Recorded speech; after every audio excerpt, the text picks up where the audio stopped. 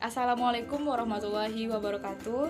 Saya Putri Intan Anggraini dari kelas 4A Tadris IPA dengan NIM 11910203771. Di sini saya akan menjelaskan materi tentang gerak dan gaya.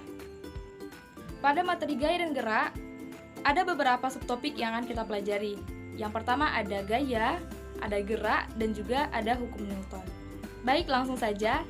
Gaya adalah suatu dorongan atau tarikan yang diberikan pada suatu benda.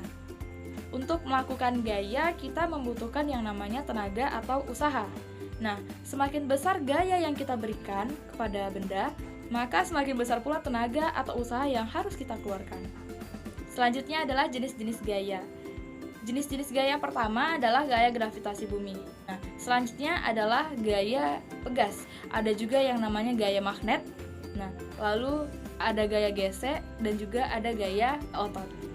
Oke, subtopik selanjutnya yang bakal kita pelajari pada materi gerak dan gaya ini yaitu tentang gerak.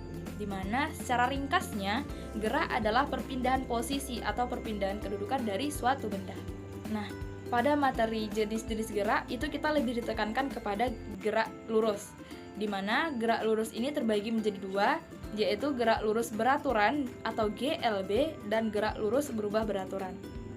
Pada gerak lurus beraturan, itu gerak yang lintasannya berupa garis lurus dan percepatannya konstan, berbeda dengan gerak lurus berubah beraturan atau GLBB.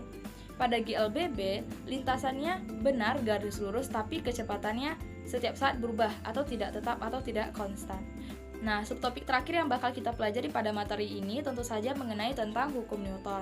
Hukum Newton pertama berbunyi, jika resultan yang bekerja pada benda sama dengan 0, maka benda yang semula diam akan tetap diam dan benda yang bergerak lurus beraturan akan tetap bergerak lurus beraturan.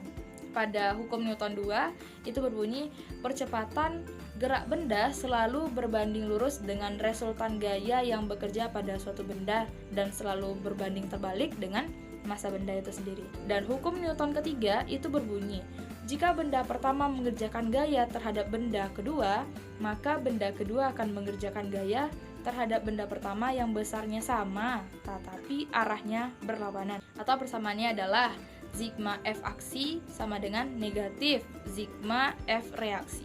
Sekian penjelasan dari saya, lebih dan kurang saya mohon maaf. Wassalamualaikum warahmatullahi wabarakatuh.